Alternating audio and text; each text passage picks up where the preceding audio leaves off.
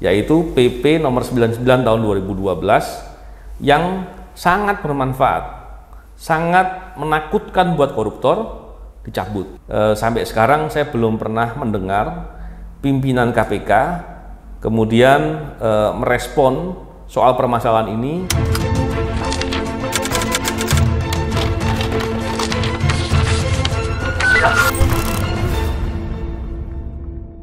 Bismillahirrahmanirrahim. Assalamualaikum warahmatullahi wabarakatuh. Salam sejahtera untuk kita semua. Salam integritas, anti korupsi. Kali ini saya membicarakan mengenai penanganan kasus korupsi dan kaitannya dengan pelaku kejahatan korupsi. Begini, mengenai kasus-kasus korupsi, tentunya kita tahu bahwa korupsi itu dilakukan oleh orang-orang yang punya kekuasaan, punya pengaruh, punya uang banyak, sehingga ketika penegak hukum sedang menangani kasus terkait dengan korupsi, maka seringkali itu menjadi sulit. Di antara kesulitannya adalah upaya-upaya perlawanan dari pelaku kejahatan, baik mengancam pelapor, mengintimidasi saksi, ataupun upaya-upaya untuk menghilangkan alat-alat bukti. Begitu juga dengan upaya-upaya untuk menyerang atau melakukan tindakan-tindakan terhadap penegak hukumnya itu sendiri. Itu terjadi tidak hanya di KPK. Di lembaga-lembaga penegak hukum lain juga mestinya itu terjadi juga. Tentunya ini menjadi kerisauan ya, ketika orang yang memberantas korupsi justru malah diserang balik. Walaupun memang kalau kita lihat penegak hukum juga bisa saja kemudian digalang untuk kemudian berkompromi dengan pelaku kejahatan. Tapi tentunya negara tidak ingin itu terjadi. Oleh karena itu, sebenarnya banyak upaya-upaya yang sudah dilakukan oleh negara untuk menjaga, mencegah, ataupun mengantisipasi agar upaya memberantas korupsi, terutama bidang penindakan seperti ini, bisa berjalan efektif. Kita tahu diantaranya ada PP nomor 99 tahun 2012, di mana saat itu kemudian ada aturan yang mengatur, yang membatasi atau memperketat syarat-syarat pemberian hak-hak kepada narapidana kejahatan tertentu, di antaranya kejahatan korupsi. Bayangkan ketika seorang narapidana diputus atas perkara korupsi contohnya, dan kemudian setiap tahun yang bersangkutan bisa mendapatkan remisi, bisa mendapatkan hak-hak lainnya, dan setelah menjalani masa waktu 2/3, maka dia bisa mendapatkan bebas bersyarat dan beberapa hal lain lagi. Memang hal ini seringkali menjadi sorotan karena beberapa kasus, terutama terkait dengan pelaku-pelaku kejahatan korupsi tertentu, itu bisa mendapatkan keistimewaan dari hal ini. Ketika ada PP nomor 99 tahun 2012, PP tersebut adalah PP yang sangat menakutkan buat pelaku kejahatan, terutama pelaku kejahatan korupsi. Sehingga koruptor benci sekali dengan PP ini. Kenapa? PP ini membuat mereka kemudian sulit untuk bisa mendapatkan hak-haknya. Kenapa bisa demikian? Dan hak-haknya yang seperti apa yang dimaksud? Begini, setiap narapidana, tadi saya katakan di awal, itu mempunyai hak untuk mendapatkan remisi. Syaratnya apa? Biasanya ada kelakuan baik dan lain-lain.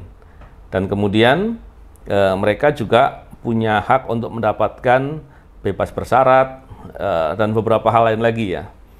Terkait dengan hal tersebut, untuk pelaku kejahatan tertentu, diantaranya korupsi tadi, itu disyaratkan dia harus kooperatif di awal. Menyambung dengan saya katakan di awal tadi, bahwa pelaku kejahatan korupsi itu biasanya ketika ditangani seringkali dia melakukan perlawanan balik. Akan lebih mudah menanganinya kalau pelaku kejahatan tersebut dia bersikap kooperatif, bahkan membantu untuk mengungkap kasus korupsi yang lebih luas, lebih besar, atau pelaku-pelaku yang di atasnya. Itu yang ideal ya, yang paling mudah. Tapi pertanyaannya, kira-kira kalau koruptor atau pelaku kejahatan korupsi itu mau kooperatif, untungnya dia apa? Begitu juga dengan pelaku kejahatan korupsi, ketika dia mau melawan, kira-kira kekhawatirannya dia apa? Itu yang harusnya akan dijadikan pertimbangan. Ketika bersikap kooperatif dan mau membuka pelaku-pelaku yang di atasnya, itu akan mendapatkan, contohnya kalau yang selama ini ya, itu ada istilah predikat justice kolaborator. Justice kolaborator ini ditetapkan oleh hakim, majelis hakim, dan ketika dia mendapatkan itu, dia bisa mendapatkan putusan yang lebih ringan, dan kemudian hak-haknya sebagai narapidana akan diberikan keseluruhan. Sehingga ketika koruptor atau pelaku kejahatan korupsi memilih untuk kooperatif, ada hal yang dia ingin harapkan bisa dia peroleh. Sangat wajar bahwa ketika dia memilih untuk kooperatif dan kemudian atas kooperatifnya dia mendapatkan kelebihan-kelebihan, walaupun tetap akan mendapatkan hukuman tentunya karena sebagai pertanggungjawaban atas perbuatan. Tetapi itu menjadi hal yang logis. Tentunya kita paham bahwa ketika pelaku kejahatan korupsi itu akan memilih jalan untuk kooperatif, tentu ada kawan-kawannya atau bosnya, yang kalau dia punya bos ya, atau siapapun ya yang dia buka kepada penegak hukum akan marah, sehingga ada resiko buat dia. Resiko tidak disukai atau bahkan akan dimusuhi oleh beberapa kelompok atau orang tertentu. Tapi ketika dia mempertimbangkan bahwa pilihan membuka adalah hal yang paling rasional yang dia lakukan, mengingat ketika dia berbuat jahat tentunya dia ingin berhenti, dia ingin bisa insaf, dan kemudian itu salah satu upaya untuk berbuat kebaikan yang dia lakukan. Ditambah lagi dengan adanya keuntungan-keuntungan sebagaimana ketentuan yang diatur dalam PP nomor 99 tahun 2012 tadi. Ini yang mestinya kita lihat, sehingga ketentuan dalam PP nomor 99 tahun 2012 itu secara langsung maupun tidak langsung itu mempermudah atau membantu penegak hukum untuk bisa mengungkap kasus korupsi dengan lebih luas dan tuntas. Kalau ngungkapnya lebih luas dan tuntas, yang untung juga negara. Kenapa? Karena aktor intelektualnya akan diungkap dengan sungguh-sungguh. Dan pihak-pihak lainnya yang terlibat akan bisa ketahuan semua, dan kemudian minimal dia tidak berbuat lagi di kedepan hari, di waktu kemudian. Ditambah lagi ketika tuntas, maka kerugian keuangan negaranya bisa dikembalikan secara keseluruhan. Jadi negara mesti berkepentingan. Sebaliknya, kalau kemudian pilihan bagi koruptor untuk melawan, tapi tidak terlalu banyak resiko yang akan bisa dia alami, maka pilihan melawan itu akan dilakukan. Kalau tadi dengan adanya peraturan dalam PP nomor 99 tahun 2012, ketika koruptor memilih melawan dan kemudian penegak hukum bisa membuktikan dengan lebih kuat, saksi-saksi yang diancam bisa dilindungi, bukti-bukti yang mau dihilangkan bisa diamankan, maka koruptor itu akan menjalani masa hukumannya selama dalam putusan itu. Tidak ada hak-hak pengurangan hukuman tiap tahun, tidak ada hak untuk bebas bersyarat atau mendapatkan pengurangan-pengurangan hukuman dengan mekanisme apapun. Maka resiko itu membuat koruptor takut. Nah, masalahnya adalah sekarang ini atau beberapa hari yang lalu kita mendengar ada upaya untuk mengajukan gugatan terhadap PP nomor 99 tahun 2012.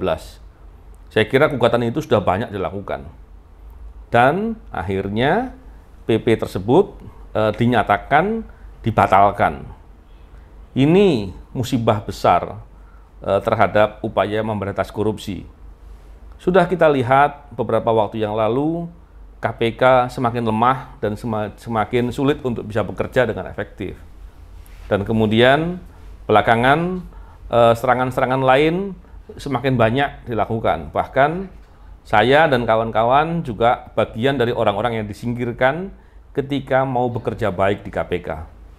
Ditambah lagi dengan masalah ini, yaitu PP nomor 99 tahun 2012 yang sangat bermanfaat, sangat menakutkan buat koruptor, dicabut. Artinya, ke depan orang atau pelaku kejahatan korupsi akan memilih untuk kooperatif. Kira-kira pertimbangannya apa? Ya, pertimbangannya mungkin karena dirinya insaf dan sadar bahwa dia tidak mau berbuat jahat lagi. Tapi keuntungan lainnya apa? Ini yang menjadi hal yang kemudian mengganggu kita semua. Di sisi lain, kemudian kalau ada koruptor mau memilih untuk melawan dengan segala cara agar bisa bebas dari atau terhindar dari jeratan hukum yang harusnya dia dikenakan kepada yang bersangkutan sebagai pertanggungjawaban. Tapi ketika kemudian dia bisa melakukan itu, maka itu akan menyulitkan sekali. Dan tentu tidak ada suatu hal yang membuat dirinya memperhitungkan untuk takut berbuat seperti itu. Kenapa? Pilihannya dia akan bisa sukses sesuai dengan keinginannya dengan cara melawan tadi. Kalaupun dia gagal, dia tetap mendapatkan hak yang sama. Ini yang menurut saya menjadi ancaman atau resiko bagi upaya pemberantasan korupsi ke depan, terutama di bidang penindakan. Dan hal inilah yang mestinya menjadi perhatian. Saya mencermati beberapa hari terakhir ini, sampai sekarang saya belum pernah mendengar pimpinan KPK kemudian merespon soal permasalahan ini dan kemudian menyampaikan keprihatinan atau menyampaikan sikap keberatan atau sikap apapun yang menunjukkan bahwa yang bersangkutan berkepentingan terkait dengan hal ini. Tapi diam saja. Semoga diam itu bukan sepakat ya. Kalau diamnya adalah sepakat, wah kebangetan. Tapi inilah yang ingin saya sampaikan, bahwa kita ke depan akan mendapatkan banyak kesulitan atau penegak hukum terkait dengan penanganan kasus korupsi akan mendapatkan lebih banyak kesulitan karena PP ini kemudian dicabut. Memang ketika kemudian ada pihak yang menyampaikan alasan bahwa kalau ada koruptor yang melawan, kan ada pasal yang bisa diterapkan terkait dengan upaya melawannya itu. Contohnya di Undang-Undang Tindak Pidana Korupsi di pasal 21, merintangi, menghalangi, dan seterusnya. Tapi kita harus paham bahwa koruptor ini bukan orang-orang biasa yang mereka tidak punya kekuasaan atau punya pengaruh. Bukan sekedar itu, mereka juga punya banyak uang untuk bisa berbuat. Ini yang harusnya dipahami. Sehingga ketika melihat suatu kasus, kenapa ada kejahatan tertentu yang diperlakukan berbeda? Karena ada resiko yang berbeda. Karena nilai kejahatannya lebih jahat dan lebih berbahaya. Kita paham di Indonesia ada beberapa jenis kejahatan yang masuk dalam kelompok kejahatan yang penanganannya extraordinary. Kejahatan luar biasa. Bukan cuma korupsi ya. Sehingga diperlakukan dengan cara berbeda. Saya memberikan contoh. Perkara teroris. Dalam perkara terorisme itu tersangka atau pelaku kejahatan terorisme tidak boleh didampingi secara langsung oleh penasihat hukum, kecuali hanya untuk mendengar dan melihat saja. Berbeda dengan kejahatan lainnya. Kejahatan lainnya, penasihat hukumnya bisa mendampingi dengan berdekatan dengan yang bersangkutan. Kalau terorisme tidak. Kenapa berbeda? Kenapa terorisme tidak ditangani dengan cara yang berbeda? Karena terorisme adalah kejahatan extraordinary, kejahatan yang keterlaluan, kejahatan yang betul-betul mengganggu hak asasi manusia. Sehingga penanganannya pula dengan cara extraordinary. Nah, ini juga yang harus dipahami. Ketika melihat korupsi sekarang ini, apakah sedang digolongkan sebagai kejahatan biasa, kejahatan yang bukan extraordinary? Ini yang kita perlu risau. Oleh karena itu, perhatian dari banyak pihak, akademisi, para tokoh untuk melihat ini sebagai permasalahan dan harus dicari untuk bagaimana ada upaya untuk membuat situasi itu kemudian bisa kembali menjadi kekuatan atau semangat untuk memberantas korupsi dengan baik dan sungguh-sungguh. Pak, ini mau tanya Pak, dengan dibatalnya PP nomor 99 ini bedanya di mana Pak dengan ini dibatalkan sama belumnya? Ya, gini, dengan adanya PP nomor 99 tahun 2012, maka pelaku kejahatan tertentu, diantaranya korupsi, itu banyak syarat-syarat yang membuat mereka sulit untuk mendapatkan remisi, asimilasi, bebas bersyarat, dan lain-lain. Syarat utamanya tentu adalah adanya sebangsa rekomendasi atau status dari pengadilan yang mengatakan mereka kooperatif, justice kolaborator, mengungkap fakta-fakta yang luas, dan lain-lain. Tentunya dengan adanya PP ini dibatalkan, maka mereka mendapatkan hak tanpa harus memenuhi syarat itu. Tanpa harus kooperatif, dia dapat hak. Tanpa harus jadi justice kolaborator, dia dapat hak. Yang tadinya, kalau mereka atau pelaku kejahatan korupsi ini berlaku yang tidak kooperatif, contohnya tidak kooperatif adalah menutupi. Tidak mau ada bukti, dia betul-betul bagaimana caranya bukti itu bisa dihilangkan, terus kemudian menghalangi dan segala cara yang dilakukan. Maka dengan adanya pembatalan PP ini, seandainya ada yang berlaku begitu pun, dia tetap punya hak yang sama. Ini menjadi permasalahan. Tentunya dulu orang-orang yang melawan dengan segala cara, apalagi melawan aparat ya, melawan upaya penegakan hukumnya, maka ini akan menjadi permasalahan. Melawan ini bukan berarti menggunakan haknya ya. Kalau menggunakan haknya dengan menggugat di peradilan itu biasa.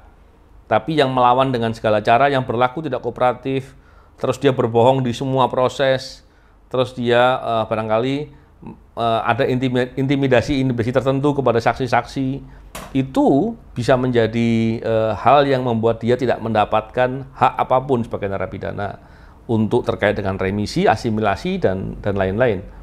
Tetapi yang dengan adanya pembatalan ini, masalah itu menjadi haknya sama. Artinya tadi yang saya katakan, ketika dia kooperatif atau tidak kooperatif, itu tidak ada bedanya.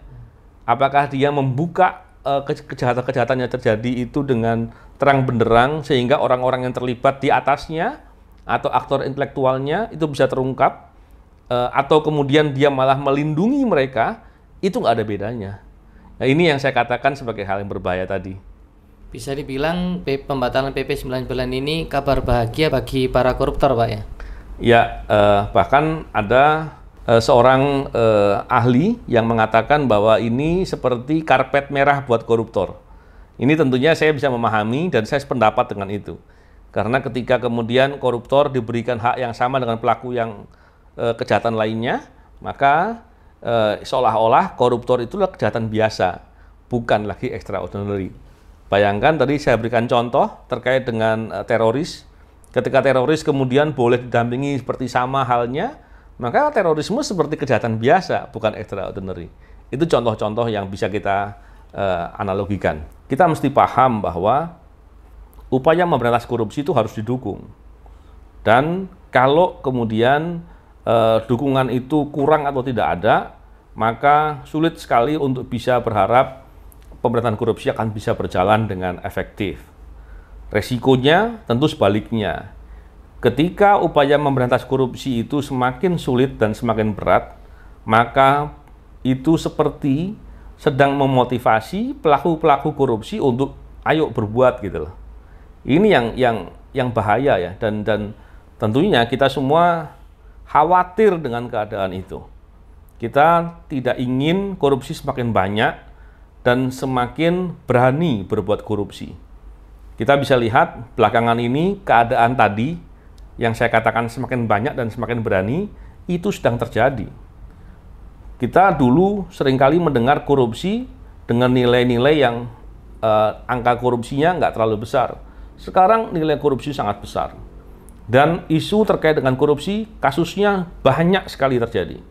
Ini yang kemudian menjadi kekhawatiran, sehingga ketika mendengar adanya pembatalan dari PP 99 tahun 2012, saya merasa berkepentingan atau berkeinginan dengan sungguh-sungguh untuk menyampaikan pemahaman ini ke publik.